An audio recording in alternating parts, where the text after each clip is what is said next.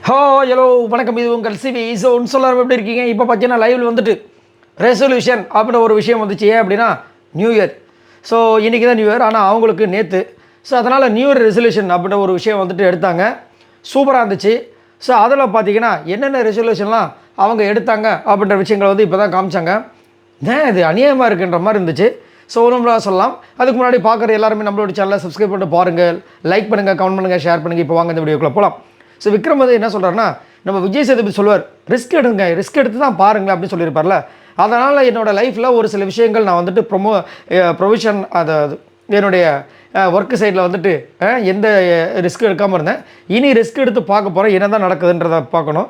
அதே மாதிரி ஃபேமிலி கூட ஸ்பெண்ட் பண்ணணும், என் மனைவியோட ஸ்பெண்ட் பண்ணணும். மனைவியோட ஸ்பெண்ட் பண்ணுற டைம் வந்து க்யூட்டாக இன்னும் அழகாக மெருகேற்றணும் அப்படின்ற மாதிரி சொன்னார்.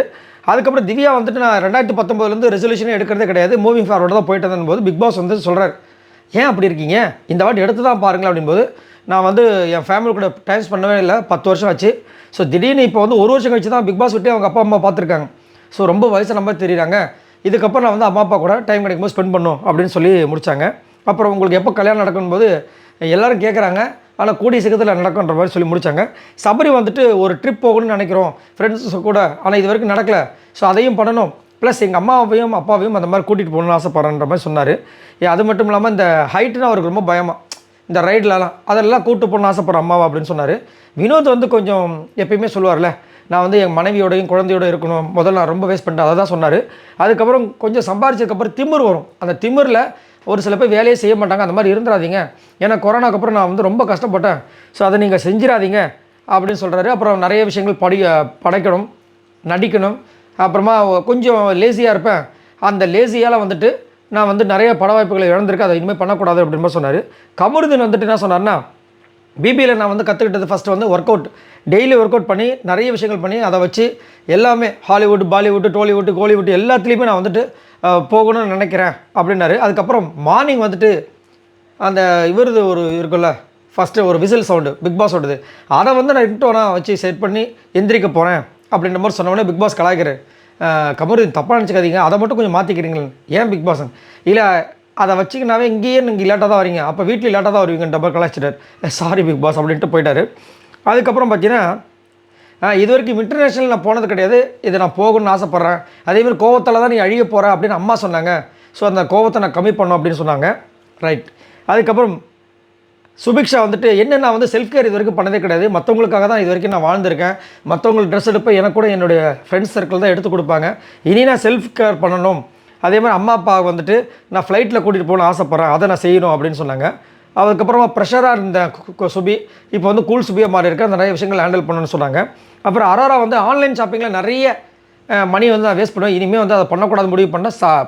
அப்புறமா படிக்கிறதுக்கு மணியை சேவ் பண்ணலான்னு இருக்கேன். அதேமாதிரி எனக்கு வந்துட்டு நான் ரொம்ப இறுக்கமான ஒரு பொண்ணு, அதனால் எனக்கு வந்து யாருமே வந்து பெருசாக சர்க்கிள் இருக்க மாட்டாங்க, ஃப்ரெண்ட்ஸ் சர்க்கிள். ஆனால் இங்கே வந்து என்னாலையும் ஜாலியாக வந்துட்டு ஃபன் பண்ண முடியுன்ற ஒரு விஷயம் தெரிஞ்சதுனால இதுக்கப்புறம் நிறைய ஃப்ரெண்ட்ஸ் கூட நல்லா ஜாலியாக பேச போகிறேன் அப்படின்ற மாதிரி சொன்னாங்க. அதுக்கப்புறம் பார்த்தீங்கன்னா விஜே பார்வதி நிறைய பெரிய லிஸ்ட் எடுத்துருந்தாங்க. என்னென்னா எப்போயுமே வந்துட்டு அவங்க வந்து நியூ இயருக்கு ஹோஸ்ட் அந்த மாதிரி ஏதாவது ஒன்று பண்ணிட்டு போயிடுவேன், பட் இதுதான் என்னோடய புது இது. அதே மாதிரி நான் தூங்காமல் வேலை செஞ்சுட்டே இருப்பேன், ஸோ தூக்கத்துக்கு முக்கியத்துவம் கொடுக்கணும் அப்படின்னு முடிவு பண்ணேன். அதேமாதிரி கண்டென்ட் கிரியேட்டர்னால நான் மொபைலு, டிவி எப்போ பார்த்தாலும் ஏதாவது ஒன்று பார்த்துட்டு இருப்பேன். ஸோ இனி அந்த ஸ்பேஸை வந்து கம்மி பண்ணணும், எப்போ பார்த்தாலும் டிவி மொபைல் பார்க்குறது கம்மி பண்ணேன். இங்கே வந்து மொபைலே இல்லாமல் இவ்வளோ நாள் இருக்காங்க, அதனால். அதுக்கப்புறம் ஜிம்முக்கு வந்துட்டு ஒரு 3 நாள் தான் போவேன், பட் இங்கே வந்து கம்போது நிறைய விஷயங்கள் சொல்லிக் கொடுத்ததுனால இனிமேல் வந்துட்டு கொஞ்சம் அதையும் ஒர்க் அவுட் பண்ணி கம்மி பண்ணோம். ரசம், பொரியல், அப்புறம் இன்னும் ஒரு சில விஷயங்கள் குடும்பப்பாங்காக வந்து நிறைய கற்றுக்கணும் ஆசைப்படுறேன் சமையல் அப்படின்னாங்க. அப்புறம் ட்ராவல் பேஸ் கம்பெனி எங்களுக்கு அந்த போகும்போதெல்லாம் அம்மாவையும் ட்ரிப்புக்கு கூப்பிட்டு போகணும்னு ஆசைப்பட்றேன், என்னோடய டீமை இன்டர்நேஷ்னல் லெவலுக்கு கூப்பிட்டு போகிறேன் ட்ரீமுக்கு, அந்த ட்ரிப்பு மாதிரி. அதுக்கப்புறம் பார்த்தீங்கன்னா நிறைய எழுதுவாங்களாம், நாவல் அந்த மாதிரிலாம் எழுதுவாங்களாம். ஆர்ஜி ஆனதுக்கப்புறமா அது கம்மியாகிடுச்சான், விஜி ஆனதுக்கப்புறம் ரொம்ப ரொம்ப கம்மியாகிடுச்சு, அதை திரும்ப ஸ்டார்ட் பண்ணணும், கலரி கற்றுக்கணும்னு ஆசைப்பட்றேன்ற மாதிரி சொன்னாங்க.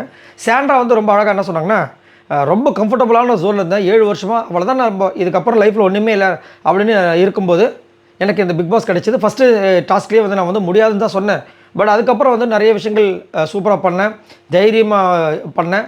அந்த தைரியம் எனக்கு வந்துட்டு ஒரு சூப்பரான விஷயத்தை கொடுக்குது. அதே மாதிரி இந்த பிக் பாஸ் ஓட்டுகள் நிறைய பேர்கிட்ட நான் சண்டை போட்டாலும் திரும்ப உங்களை ஃபேஸ் பண்ணுறதுக்கு ஒரு மாதிரி ஒரு இது இருந்துச்சு, அது இங்கே வந்து நான் பிக் பாஸோட கற்றுக்கிட்டேன், திரும்ப ஃபேஸ் பண்ணுவேன். அதே மாதிரி நான் வெளியும் போயிட்டு யார்கிட்ட சண்டை போட்டாலும் அவங்கள ஃபேஸ் பண்ணுவேன், அப்படின்ற மாதிரி சொல்லி இந்த பால் டாஸ்கில் எனக்கு நிறைய தைரியம் கிடச்சி அதை நான் வெளிப்படுத்துன்ற மாதிரி சொல்லி அதை முடித்தாங்க. ஸோ இதுதான் வந்து அவங்களுடைய ரெசல்யூஷனாக இருந்துச்சு. அதுக்கப்புறம் வெளியே போங்க, உங்களுக்கு சர்ப்ரைஸ் காத்துட்டுருக்குன்னு சொன்னாங்க. வெளியே போனால் ஓடுறது போடுறது பறக்கிறது எல்லாம் பார்த்தவொடனே எனக்கே ஆசையாக இருந்துச்சு. பட் அதுக்கு நம்ம வந்து பிக் பாஸ் வீட்டுக்கு தான் போனோம். அது நேற்றே சாப்பிட்டு முடிச்சிருப்பாங்க. சரி, இதை பற்றி உங்களோட கருத்துக்களை சொல்லுங்கள். நீங்கள் என்ன ரெசல்யூஷன் எடுத்தீங்கன்ற சொல்லுங்கள். பாய் நண்பர்களே.